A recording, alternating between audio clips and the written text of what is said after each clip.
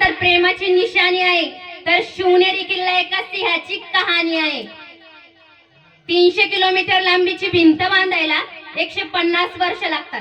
मात्र शिवाजी महाराजांनी अवघ्या 50 वर्षाच्या कालावधीत जे किल्ले बांधले त्यांची एकंदरीत लांबी 4000 किलोमीटर इतकी बरे. चीनच्या भिंतीला आम्ही जगातील एक आश्चर्य मानतो, तर मग हे काय आहे? अरे नुसता अभिमानच नाही तर गर्व आहे मला मी मराठी असल्याचा. ब्रिटिश लोक ओम या शब्दावर संशोधन करते की ओम बोलल्याने शरीरात ऊर्जा का निर्माण होते, पण मला असे वाटते अहो खरं संशोधन तर छत्रपती शिवाजी महाराज या नावावर करायला हवं. कारण हे नाव घेताच अंगावरती शहारे उभे राहतात, हृदयाचे ठोके वाजतात, शरीरात एक वेगळीच ऊर्जा निर्माण होते. कोणी विचारलं तर कॉलर ताट करून सांगा मराठी या शब्दाचा अर्थ मरेपर्यंत राजाच्या सेवेसाठी ठेवलेला जगदंब. जगदंब हीच जिजाऊ जिने घडविले शिवछत्रपती, त्या राष्ट्रमाता विश्वमाता मासाहेब जिजाऊ. शेतकऱ्याच्या मिरचीच्या देठालाही हात लावू नका, नाहीतर तुमचे हात गरम केले जातील, असे स्वतःच्या जनतेला बजावणारे छत्रपती शिवाजी महाराज. सिंहाच्या जबड्यात घालून हात मोजील दात ही जात मराठ्याची. श्रीमान संभाजीराजे भोसले. गुलामाला गुलामीची जाणीव करून द्या, गुलामाला गुलामीची जाणीव करून द्या, म्हणजे तो बंड करून उठेल. तुम्हाला आम्हाला गुलामीची जाणीव करून देणारे विश्वरत्न भारतरत्न डॉक्टर बाबासाहेब आंबेडकर. पृथ्वी ही शेषाच्या मस्तकावर अवतरली नसून कष्टकारी कामकरी समाजाच्या तळ हातावर बसलेली आहे.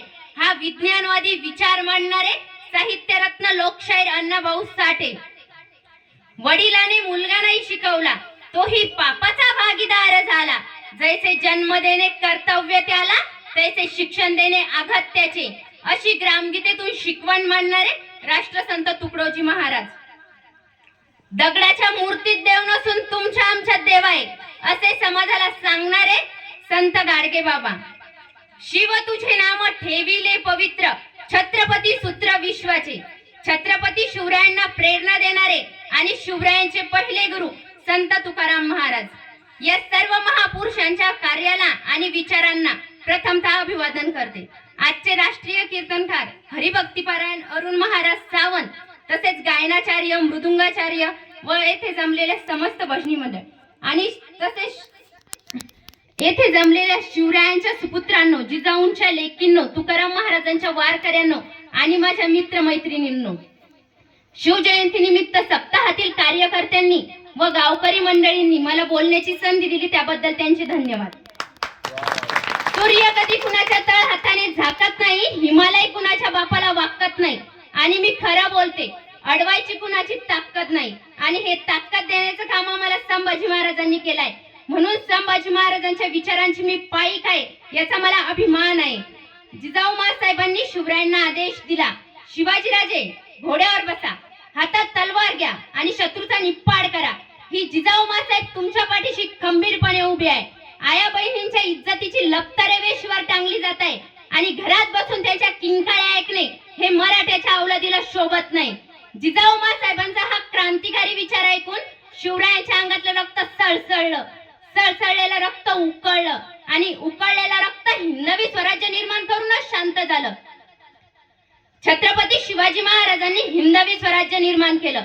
छत्रपती संभाजी महाराजांनी ते वाढवण्याचा प्रयत्न केला, पण त्यावेळेसच्या धर्मार्थ बांधवांनी हिंदवी स्वराज्याला श्रूभंग लावून हिंदवी स्वराज्य उद्ध्वस्त केलं.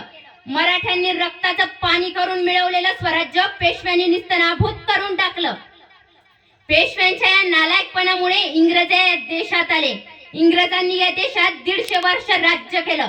भगत सिंगासारख्या अनेक क्रांतिकारकांनी पुन्हा एकदा आपले रक्त सांडले आणि आपल्याला स्वातंत्र्य मिळवून दिले. पण भटाला दिली ओसरी आणि भट हरवेड्यात पाय पसरी या म्हणीप्रमाणे ज्या राज्यकर्त्यांना राज्यकारभार करण्याची संधी दिली, आज तेच राज्यकर्ते आमच्या जीवावर उठले आहे, दिल्लीच्या तख्ताला चिटकून बसले आहे.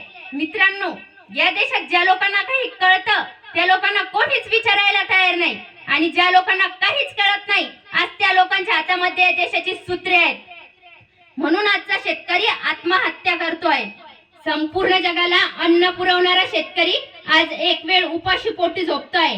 संपूर्ण जगाला वस्त्र पुरवणारा शेतकरी आज वर्षभरातून त्याच्या पत्नीला साधा एक लुगडं सुद्धा घेऊ शकत नाही. ही फार मोठी विषमतेची दरी या देशात निर्माण झाली आहे.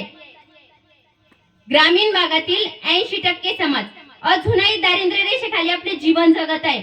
2 वेळच्या अन्नासाठी वनवन फिरत आहे, पण त्याला कुठेही अन्न मिळत नाही. तर दुसरीकडे याच देशामध्ये लाखो रुपयांची संपत्ती साठवून ठेवलेले लोक राहतात. 4000 कोटी रुपयांचं घर बांधणारे लोक राहतात. बियर बार मध्ये लाखो रुपयांची उधळण करणारे लोक राहतात. आणि हा सगळा पैसा भ्रष्टाचारातून आलेला आहे. या देशाशी केलेल्या देशद्रोहातून आलेला आहे. आणि म्हणून आज हा देश निस्तनाभूत होण्याच्या मार्गावर आहे.